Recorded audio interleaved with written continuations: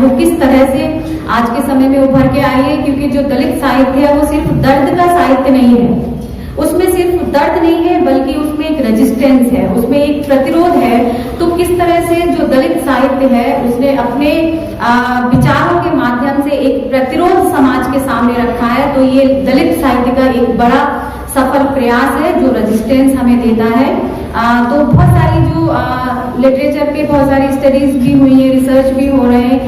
तो कई सारे ऐसे टॉपिक जब मैं देखती हूँ, गूगल पे सर्च करती हूँ या फिर जो लाइब्रेरीज में जाती हूँ, तो ऐसे टॉपिक पढ़ के बड़ा अच्छा लगता है।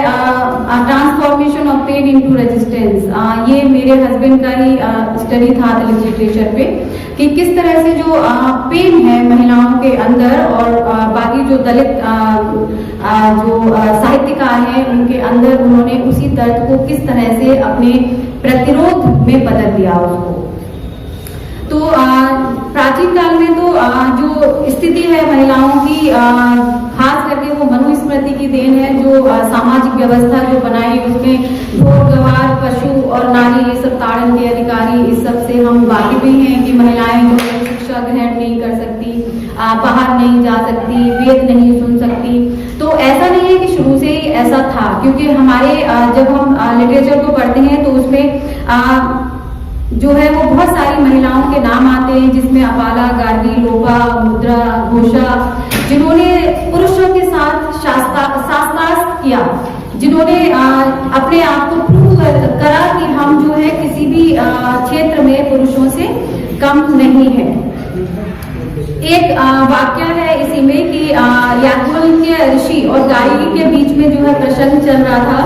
तो जब वो उनके सवाल का जवाब नहीं दे पाते हैं तो वो एकदम से उठकर कहते हैं, चुप हो जा स्त्री, तेरे सिर के टुकड़े टुकड़े हो जाएंगे।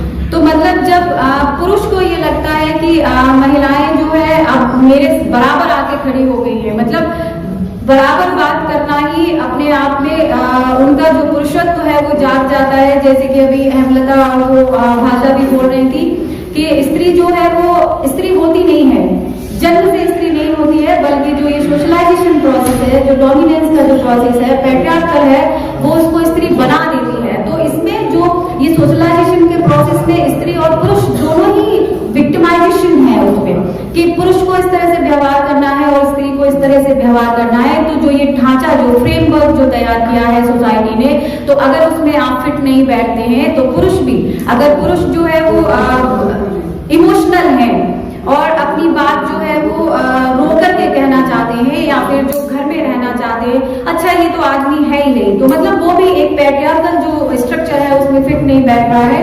और जो महिला तो एक इमेज तैयार की है कि इस तरह की महिला होनी चाहिए, जैसे ही वो फ्रेम से आउट होती है इसका मतलब है ये तो खराब महिला है, ये तो बिगड़ी हुई महिला है।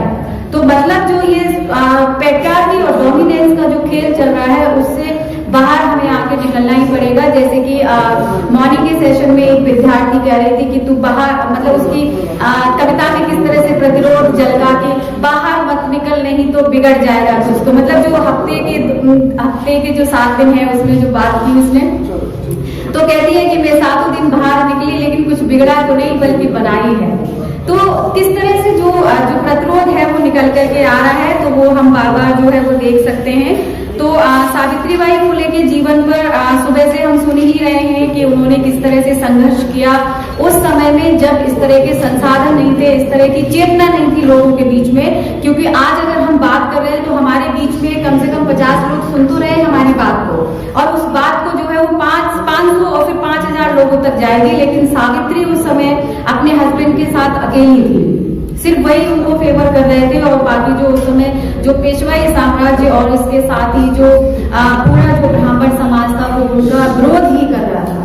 तो ऐसे समय में जब वो इस तरह की बात कर सकती है कि लड़कियों की शिक्षा होनी चाहिए, लड़कियों में भी सिर्फ दलित लड़कियों की नहीं, लड़कियों की नहीं, एससी लड़कियों की नहीं, एसटी लड़कियों की नहीं, बल्कि एक पूरे बालिका समाज की जो शिक्षा है जो बहुत जरूरी है, जो आगे चल करके बाबा साहब का भी एक रास्ता तैयार किया। जो फुले दंपति थे, उनके जो विचार थे, उन्होंने बाबा साहब को, क्योंकि वो उनके लिए एक स्टेज बना के गए कि जिसके नींव, जिसको नींव कहते हैं, कि फुले दंपति ने एक नींव रखी और जिसके ऊपर एक बाबा साहब ने एक पौधा तैयार किया उस पूरे समाज को आगे ले जाने का।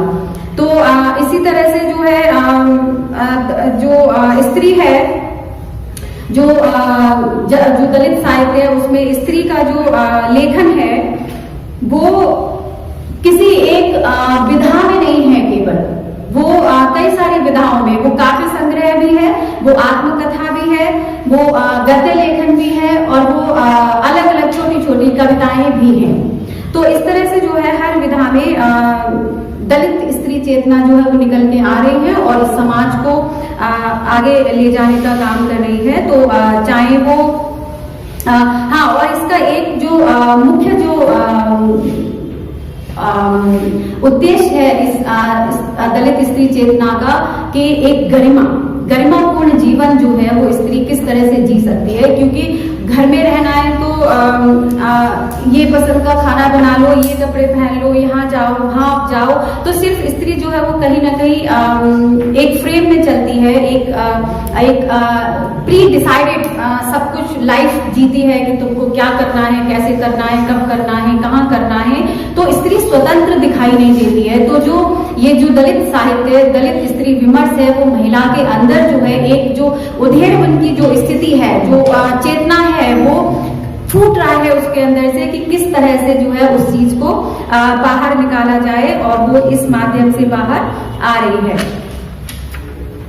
इसमें बहुत सारे उदाहरण हैं, लेकिन इसमें तीन लिटरेचर जो है उसका मैं नाम लेना चाहूंगी, जिसमें एक तो ये है शिकंजी का दर्द, जो है वो आप सभी इससे वाकिफ होंगे, जिसमें उन्होंने किस तरह से पैट्रियार्की को तोड़ा है, अपने पति की कही हुई बात को ही उन्होंने किस तरह से उसका विरोध किया है कि आप जाइए, मैं नहीं इस बात को करती हूँ। और वो जाति व्यवस्था को भी बीच बीच में व्याख्यायित करती हैं, कि जब कॉलेज में उनकी फ्रेंड्स होती हैं तो वो उनसे कहती है कि आप जो है हमारे घर आइए जलपान पर, तो सब आ तो जाते हैं, लेकिन जब खाने की बात आती है तो कहती हैं आज मेरा व्रत है, कि आज मुझे वहां जाना है, आज मैं खा नहीं सकती। तो इस तरह से मतलब उसकी जो फ्रेंड्स हैं वो सारी कुछ न कुछ बहाना कर देती हैं।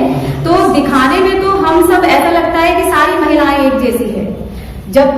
जब दूसरी जो महिलाएं हैं, सो कॉल्ड फेमिनिस्ट, मतलब जो पहले से जो चला है एक इतिहास जो लहर चली है 1970 के बाद, सो कॉल्ड जो फेमिनिस्ट हैं, कि बहनावा वाली जो बात है सिस्टरहुड, कि हम सब महिलाएं एक हैं। लेकिन जब दलित महिला की बात आती है तो वो कहती है अच्छा आप हमारे बीच में बंटवारा कर रही हैं, हम महिलाएं सब एक है। लेकिन ये एक नहीं है, क्योंकि डिफरेंसेस हैं। जो दर्द हमने सहा है जाति वाला, वो आपने नहीं सहा है। जाति के नाम से आपको गाली नहीं दी जाती है। तो दलित वुमेन शुड टॉक डिफरेंटली।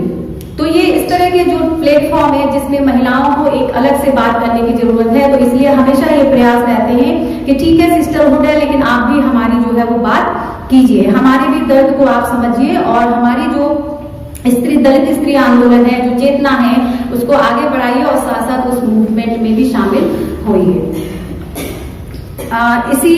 क्योंकि बार बार मुझे इशारा मिल रहा है कि थोड़ा सा कम करिए तो एक कविता के साथ मैं इसको खत्म करती हूँ। ये जो है दर्द से प्रतिरोध की ओर किस तरह से आगे बढ़ते हैं, स्त्री के अंदर किस तरह से मन में भावनाएं चल रही हैं। मेरे अंदर है बहुत सी आवाजें, मेरे अंदर है बहुत सी आवाजें, चीत्कार, धिक्कार और चीखने की आवाजें। अंतर मन का यह शोर झुंझला कर टीसता रहता है सिले ओंठ, झुंझला कर टीसता रहता है सिले ओंठ। देह की ऐठन तपन के साथ जुटे रहना है घर के कामों में, खिदमत में उनकी जो इजाफा करते रहते हैं हमारी खामोशियों में। कभी कभी मन करता है उधेड़ दूं मुंह की सीमन, कभी कभी मन करता है उधेड़ दूं मुंह की सीमन, पिघलने दूं सदियों का गुबार, कि वो भी चख लें चीत्कार का दंश। पिघलने दूं सदियों का गुबार, कि वो भी चख लें चीत्कार का दंश। जान ले एक खामोश देह में, दबे ज्वालामुखी के आवेग में। धन्यवाद।